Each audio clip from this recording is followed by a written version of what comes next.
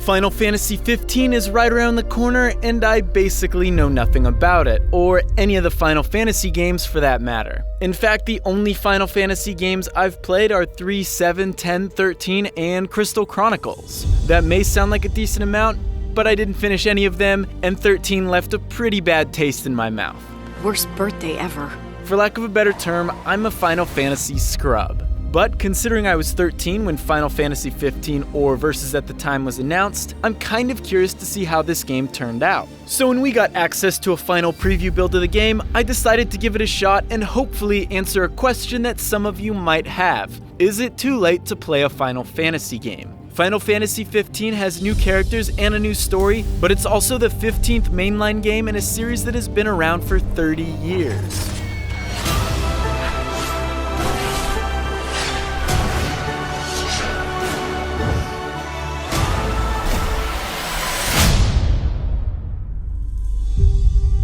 Whether or not you've played Final Fantasy, there's no denying how breathtaking this game is. The vistas are jaw-dropping, the animations look authentic, and the scale is really impressive. Not only is the map huge, but stumbling upon massive creatures or huge monoliths scattered throughout the world will leave you in awe even if you don't know exactly what you're looking at.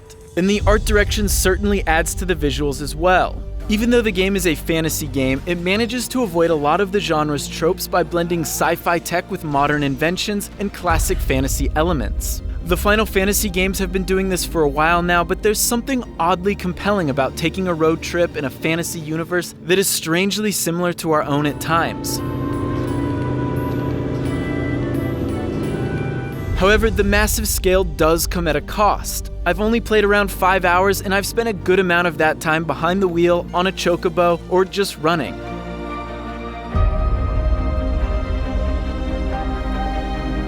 If presentation and graphics aren't really a selling point for you, you might have a difficult time getting into this game. But even if you do like visuals, you can only look at a virtual sunset and sunrise so many times, so the question is, how does this game play? Final Fantasy's combat has undergone many changes, and this one is very action-oriented.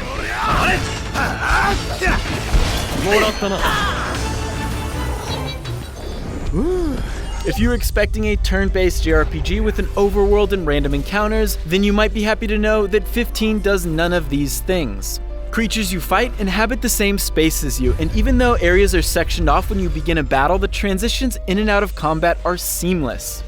Once you're in combat, you'll be doing fairly typical things like attacking, blocking, parrying, dodging, countering, and even sneaking, although it seems kind of out of place in this game.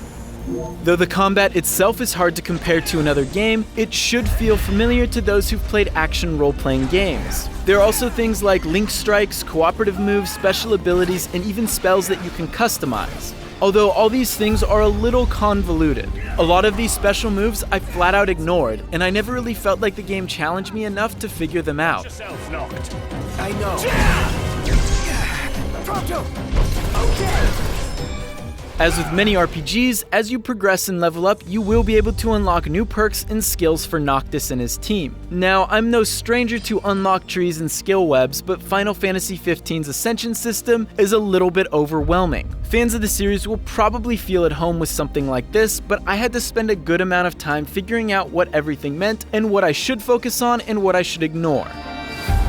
Now, this shouldn't come as a surprise, but the hardest thing for me to grasp in Final Fantasy 15 is the story. It isn't necessarily hard to follow, it's just weird. One moment I'm pushing a car through a desert, then I'm picking up bounties at a roadside diner, and then I'm camping in a Coleman tent cooking eggs. All while wearing black leather in the desert. Although I kind of like the quirkiness and attention to small details that don't really matter. But at the same time, isn't there a throne I'm supposed to be taking? Because I don't really think thumbing through pictures is gonna help. And after 14 mainline games and dozens of spin-offs, Final Fantasy 15 has a pretty well-established lore behind it. A lore that couldn't be more foreign to me. And I'm not even talking about the movie and anime based around these characters. Speaking of the characters, 5 hours in and I don't really like any of them. They don't even really seem like friends to me, just members in your party. But like I said, I'm only 5 hours in a game that's supposed to be very, very long, so hopefully that changes.